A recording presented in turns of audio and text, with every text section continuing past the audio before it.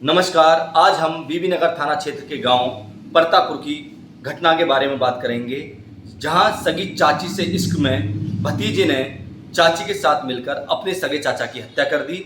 मामला 8 सितंबर रात 10 बजे के बाद का है। बताया जा रहा है कि पिछले 2 वर्ष से मृतक ओमपाल की पत्नी प्रीति का अपने सगे भतीजे अभय संबंध थे। इसकी जानकारी ओमपाल को हो गई। ओमपाल इसका विरोध कर रहे थे। दोनों के बीच मिलना जुलना कम हुआ तो दोनों ने ओमपाल को ठिकाने लगाने की योजना बनाई और पिछले काफ़ी समय से वो इसकी तैयारी कर रहे थे, लेकिन दोनों को मौका नहीं मिल रहा था। 8 सितंबर की रात में दोनों को मौका मिला तो प्रीति और अभय ने चुन्नी से गला घोंटकर उसकी हत्या कर दी। अब मामला ये था कि किसी को पता ना चले।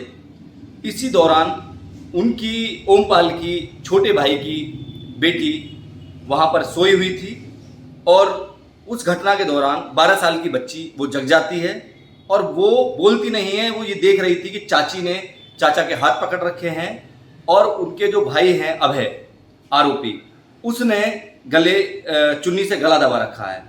बच्ची ने इस घटना के बारे में नहीं बताया। करीबन 3 बजे रात में ओमपाल की पत्नी प्रीति अपने जेठ को फ़ोन करती है और बोलती है कि ऐसे ऐसे इनकी तबीयत खराब है, आप आकर देखिए। उनके जेठ वहाँ पर पहुँचते तो देखते हैं कि आधा शरीर उनका चारपाई पे था और आधा नीचे लटका हुआ था। उसके बाद वो मृतक ओमपाल को लेकर गुलाबठी अस्पताल पहुँचते हैं, जहाँ चिकित्सक उन्हें मृत घोषित कर देते हैं। अब क्योंकि परिजनों को ये लगा कि ये नेचुरल डेथ है, शायद हार्ट अटैक हो गया होगा, इससे उनकी मौत हो गई होगी, उनको जरा भी अंदेशा नहीं था कि उनके भाई की उनकी पत्नी ने और भतीजे ने मिलकर ही उनकी हत्या कर दी होगी। अब जो 12 साल की बच्ची जो सोते समय इस घटना को देख रही थी, उसकी आंख खुल गई थी। वो उस समय नहीं बोली, क्योंकि वो डर गई थी और 2 दिन तक वो बहुत गुमसुम रही। तो परिवार के अन्य लोगों ने पूछा कि तुम इतना शांत क्यों हो? तब बच्ची ने बताया कि चाचा की मौत खुद से नहीं हुई है, उन्हें चाची और भैया ने मिलके, अभय भैया ने मिलके मार दिया है। चाची ने हाथ पकड़े थे और भैया ने चाचा का गला दबाया था। इसके बाद परिजन पुलिस में शिकायत करते हैं। पुलिस अभय और प्रीति दोनों आरोपियों को उठा लेती है, उनसे पूछताछ करती है। पूछताछ में दोनों अपने प्रेम प्रसंग की कबूलते हैं और कहते हैं कि हमारा 2 साल से प्रेम प्रसंग था, जिसमें ओमपाल रोड़ा बन रहे थे और उन्होंने साथ जीने मरने की कसमें खाई थी। इसलिए ओमपाल को रास्ते से हटाना था, इसलिए उनको मार दिया। पुलिस ने पूरी घटनाक्रम को जानने के बाद दोनों आरोपियों को जेल भेज दिया है। रात के 3 बजे मेरी गेट बजा। ओमपाल की घरवाली ने जाया। जब मैं वहाँ पहुँचा था, मेरा भाई आधा नीचे चारपाई का, आधा ऊपर। जब मैं पहुँचा तो वहाँ वो ख़त्म था। क्या नाम था भाई का? ओमपाल। फिर मैं लेगा उधर अस्पताल गुलाबठी, वहाँ डॉक्टरों ने कर दी मना। फिर अगले दिन अगर मदद कर दी हमने।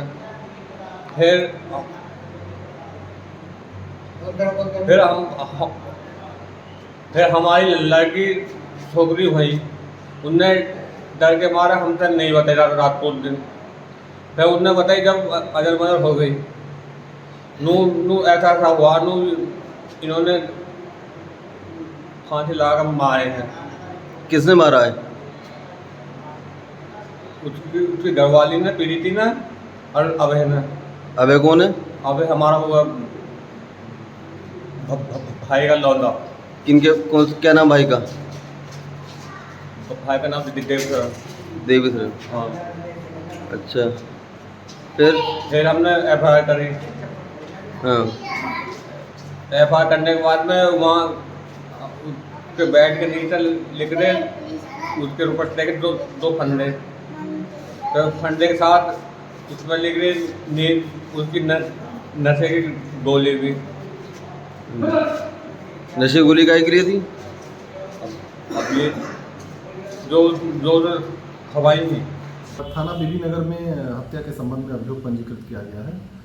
पुलिस की छानबीन के क्रम में यह मामला प्रकाश में आया कि महिला अपने प्रेमी के साथ अवैध संबंध में थी और महिला के पति द्वारा इसका विरोध किए जाने पे दोनों ने मिलकर उसकी हत्या की योजना बनाई और उसको जो है चुन्नी से उसका गला दबाकर हत्या कर दी और इसकी सूचना पुलिस को मिली और शव का जो है दाह संस्कार कर दिया गया।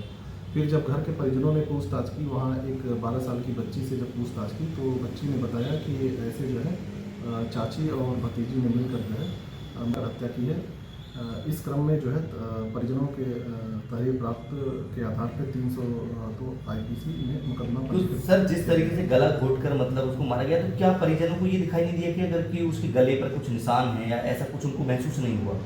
ये सूचना पुलिस को नहीं दी गई और परिजनों ने इसका दाह संस्कार करा दिया। अच्छा, तो सर अब क्या चल रहा है इसमें? इसमें जो है दोनों को गिरफ्तार कर माननीय न्यायालय के समक्ष पेश कराया गया है। एसपी सिटी शंकर प्रसाद जी ने पूरी घटना के बारे में बताया कि परिजनों ने पुलिस को उस समय सूचना नहीं दी थी और बाद में जब बच्ची के बताने पर पुलिस को बताया गया तो ना तो उसका पोस्टमार्टम हुआ था जिससे ये पता चल सके कि घटना क्या थी। पूरी घटना के बारे में उन्होंने जानकारी दी। मैं राहुल सक्सेना, बुलंदशहर।